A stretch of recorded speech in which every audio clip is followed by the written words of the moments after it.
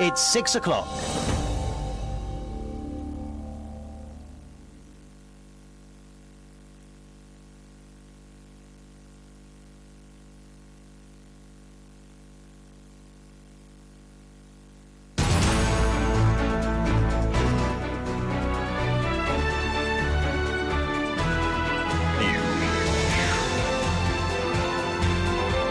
This is the news on 92.3 Nigeria Info.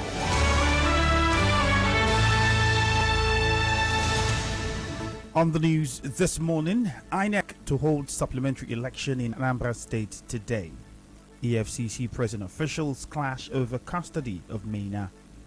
Governors accuse Malami of supporting consultants in $418 million Paris Club payments. Lawyer calls for regulation of online fintech companies who send threat messages to contacts of debtors. On the foreign scene, Niger classroom fire kills at least 25 school children. I am Ifeemi Andrew.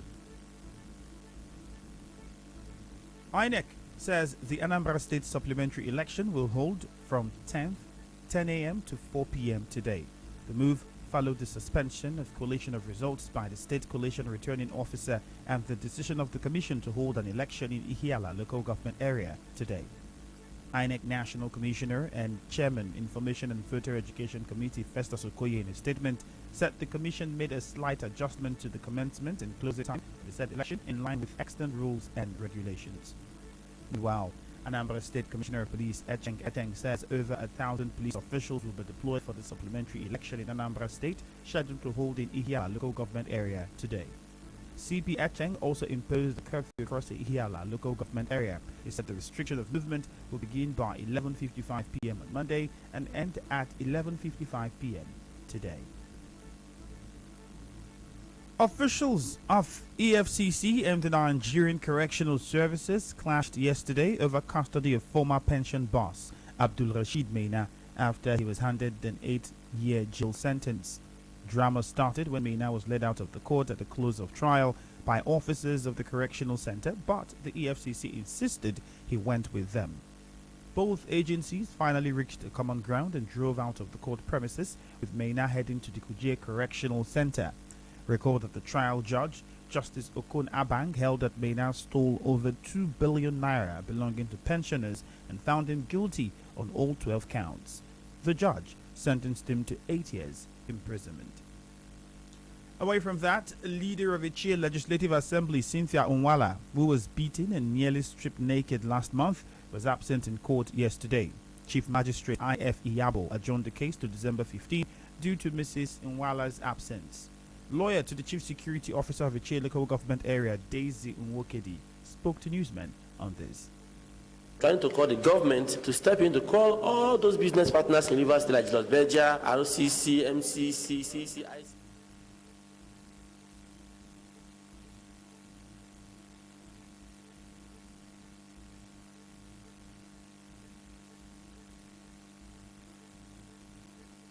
The complainant was not in court. The prosecutor informed the court that they were asking for adjournment. They opposed the adjournment because the complainant was not in court and the matter cannot go on properly. I said if there is any offense before the court, it has to be proven, and the court must listen to all the parties, listen to all the witnesses, and arrive at a conclusion before any decision may be taken. Recall that Mrs. Onwala alleged that the Ichie Council Chairman Obina Anyanwu ordered his Chief Security Officer, Prince Chinedu Onyeche, to beat and strip her, an allegation he has since denied. A public school teacher in Rivers State says students from public schools have not been able to access their NECO results because the state government is yet to pay for their registration. The teacher spoke to our correspondent, who chose not to reveal his identity. Schools went to Ministry of Education requesting for PIN because normally you're supposed to generate PIN for the students you pay for, and Ministry did not give any PIN. The period NECO gave for that process elapsed, and no public school in Rivers State registered. Rivers State government, through the Ministry of Education, now liaise with NECO to grant access to the schools so they can just do a posting on that to the site, which was actually agreed, which was granted. No student in Rivers State have been paid for. They were not paid for till yesterday night. They have not been paid for. The exam has been concluded. In the Chinese result state, what they will tell you is that you are owing NECO. The teacher said the students were allowed to write the exams because of the working relationship between NECO and the state government. Some of them are waiting to use it in their special education program. I know, I think Gracious Ajuri University gave them till 26th of this month to bring their results. And if failure to do that, you stand to lose your admission. So the tempo is tense on the children. But they are on tight corner. Some of them have come to me that want to make individual payments, and we don't have that access. They can't even pay their debt on their own because the schools are not willing to collect anything because the government said don't collect, and they are not even sending money to the schools. A father of an affected student also spoke on this. Very expensive notice that my child picked the school he picked cost 140 for JAM, and he scored 158. Now the school has sent a message to us that he should upload his O-level results. Now this learner has made it very, very difficult for us, and if the waiting stands, it's most likely he may lose his admission unless by divine intervention. And again, I think the government, after the River State government, will do the needful and settle so that they can release this result. They've not released the result. You cannot access it on the internet. When I made some inquiries, I was told that the government have not paid. As a result, we can't access the result. The Rivers State Ministry of Education is yet to speak on this. A resident of DR Community, Gokana Local Government Area of Rivers State, a man, Roland Monokbo, has asked the police to reopen investigation into the disappearance of his daughters 12 years ago. Monokbo, a retired civil servant, said his daughters were preparing to start university education when they were kidnapped in 2009. He said the abductors refused to release his two children, identified as Scholatica and Marianne, after he paid part of the ransom. He believes they will return home someday and is now calling on the River State government, civil society organizations, and the international community to join him in the search for the girls. The State Police Public Relations Officer Namdi Omoni has asked Monokbo to lodge a formal complaint to his office, promising to look into the matter. A 13-year-old orphan girl in Port Harcourt, Destiny, is calling on government to assist her and others in orphanages with scholarships.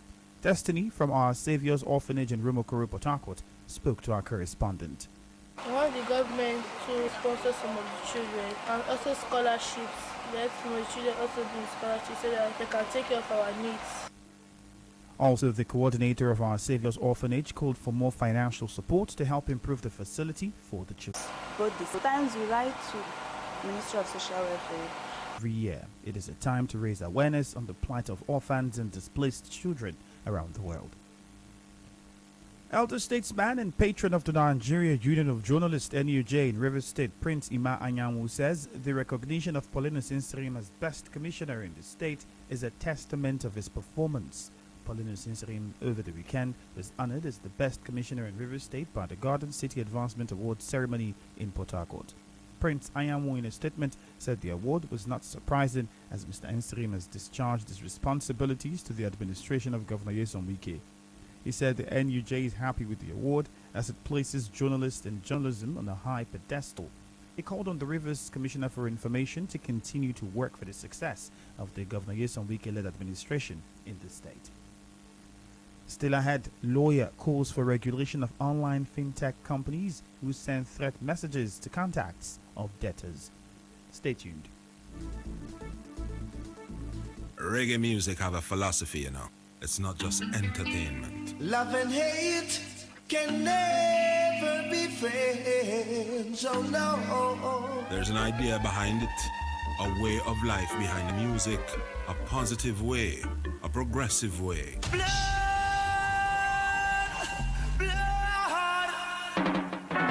No two ways about it, you know. Reggae music make you feel good. Reggae music make you feel irate. Come sing for them, baby. That song they hot, daddy. Going night, you juggling hot. Are you ready? Are you ready? Coming soon to Nigeria Info. Are you ready? Are you ready? Irate Jam Down. Are you ready? Are you ready?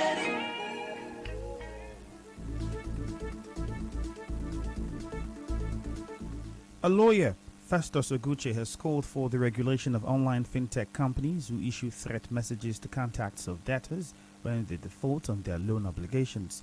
Mr. Oguche, in an interview, questioned the authenticity of such companies to issue out loans without being legally recognized by financial institutions. He said such companies should use legal means to get their money back instead of invading customers' privacy and defaming their character.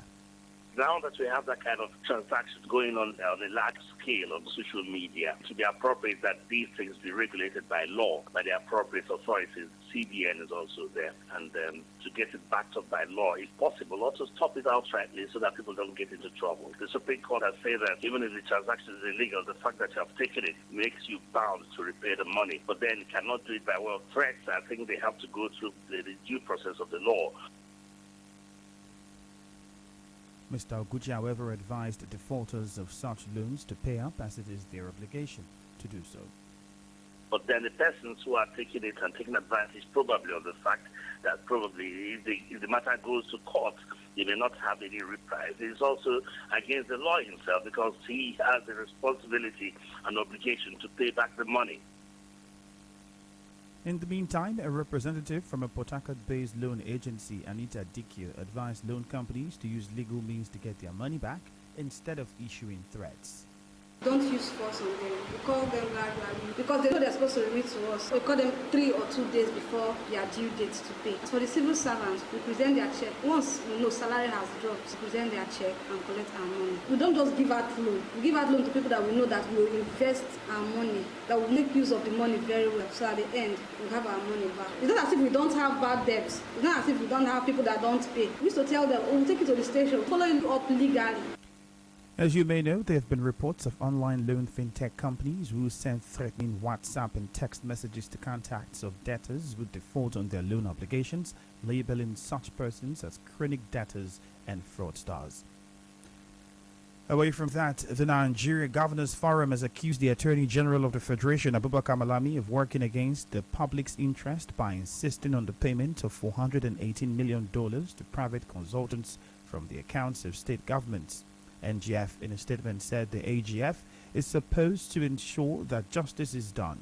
The governors said the undue haste with which the statement was issued, even before the service on the AGF of the court processes and the order restraining the federal government, seems to suggest that there is a special relationship between the office of the HAGF and the consultants over the above Nigerian citizens. As you may know, the consultants are claiming a percentage of Paris Club refunds as payment of services they said they rendered to the states and local government. And now, we'll bring you news from around the world. At least 25 children aged 5 to 6 have died after their straw hut classrooms caught fire in southern Niger. Several others were injured during the blaze, which broke out on Monday morning as children took part in school lessons in the country's Maradi region. The cause of the fire is not yet known. In Niger, overflow classrooms are often built using wood and straws, when the main brick structures are unable to accommodate all school children. On the news this morning, you heard that INEC will hold a supplementary election in Anambra State today. The EFCC and prison officials clashed yesterday over custody of Maina, who was sentenced to 8 years in prison. Governors have accused Malami of supporting consultants in $418 million Paris Club payments. A lawyer is calling for the regulation of online fintech companies who send threat messages to contacts of debtors. On the foreign scene, at least 25 children aged between 5 to 6 have died after their straw hut classrooms caught fire in southern Niger. The news was edited by Martha Kerry. For more stories, visit www.nigeriainfo.fm. Cloudy weather is expected in Port Harcourt this morning. My name is Ifeemi Andrew. Thank you for your time and to have a wonderful day.